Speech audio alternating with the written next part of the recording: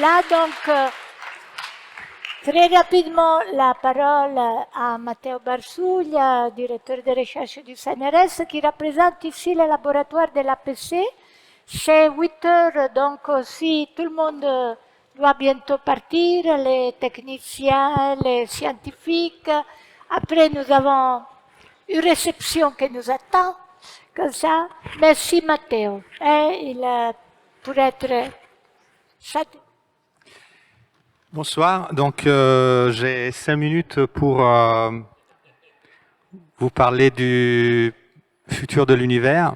Ça va être largement suffisant.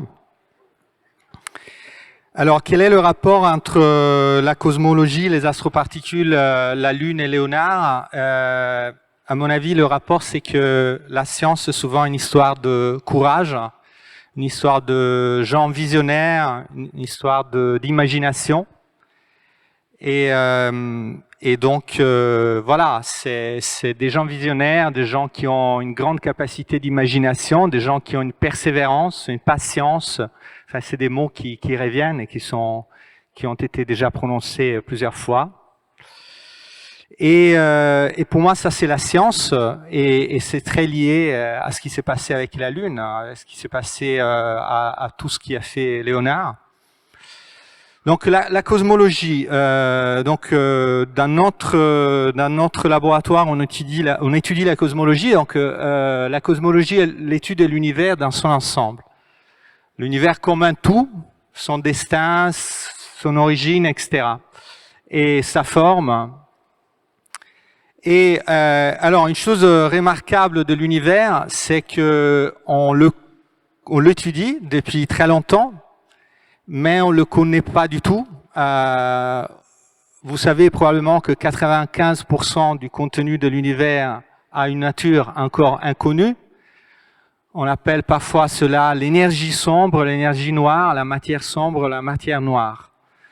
L'univers est dans une phase d'expansion accélérée.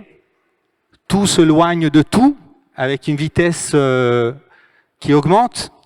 Et la nature de cette expansion est méconnue.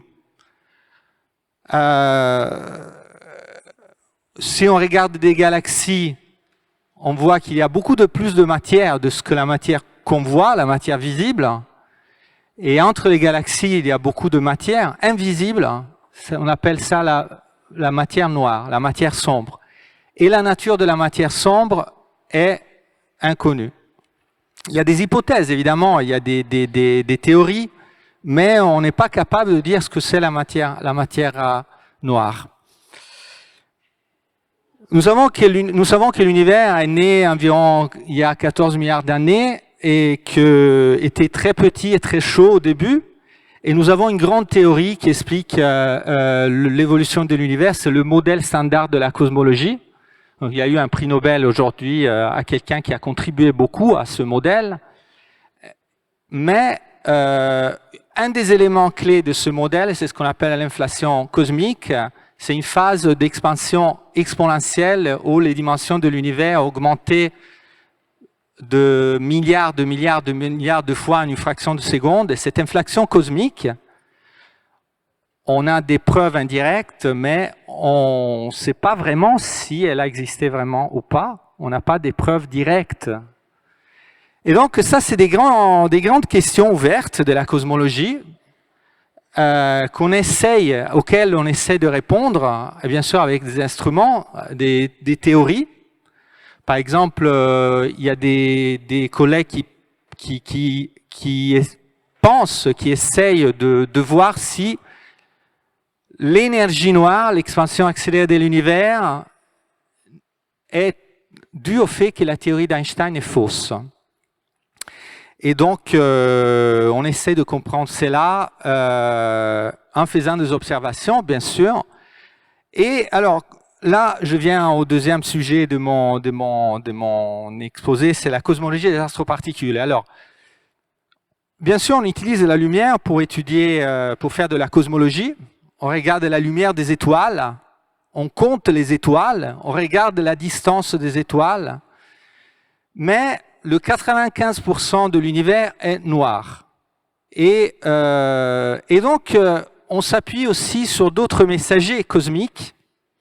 Donc, on en a parlé, c'est des messagers alternatifs à la lumière.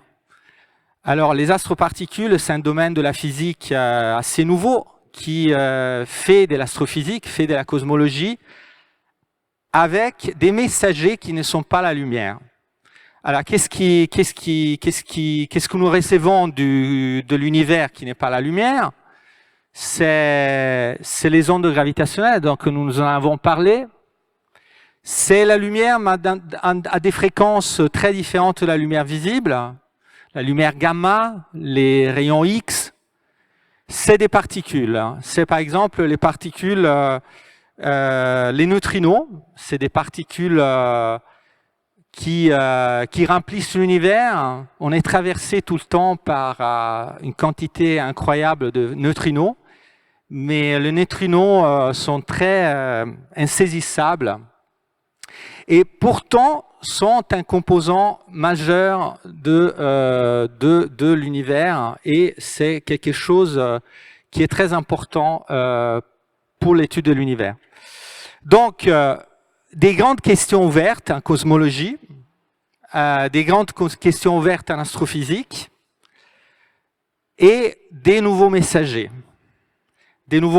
cosmiques alternatifs à la lumière, qu'on combine bien sûr avec la lumière, vous l'avez vu avec les ondes gravitationnelles.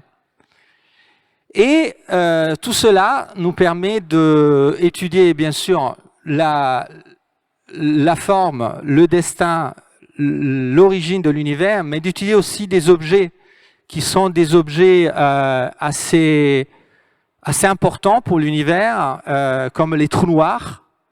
Et alors, pourquoi les trous noirs sont importants? Pour beaucoup de raisons, mais aussi c'est des objets qui ont des... Toutes ces belles choses, après on pourra en parler pendant la réception, car Merci là beaucoup. nous avons un problème technique. Pardon, che i tecnici devono... Alors, est-ce que nous avons les techniciens qui nous ont accompagnés depuis ce matin, qui à 8 heures doivent partir? Donc, nous avons aussi une réception qui va nous attendre. Donc, Matteo, il pourra plus agréablement suivre tout cela et avec un peu plus de... Voilà, souplesse. Il y a une chose importante. On voulait remercier tout le monde. 1000 arbres seront plantés. C'était un grand effort aussi de votre part. Vous êtes arrivés d'Orléans et Tours. Nous voulons aussi remercier. Merci, merci. Merci. Disons que jusqu'à 2517, ça ira. J'ai encore une petite annonce. Il y a la création de l'Université populaire Transire les prochains 12 octobre à la mairie du 2e. Pour tout le reste, merci beaucoup à vous et rendez-vous en 2517. Au revoir.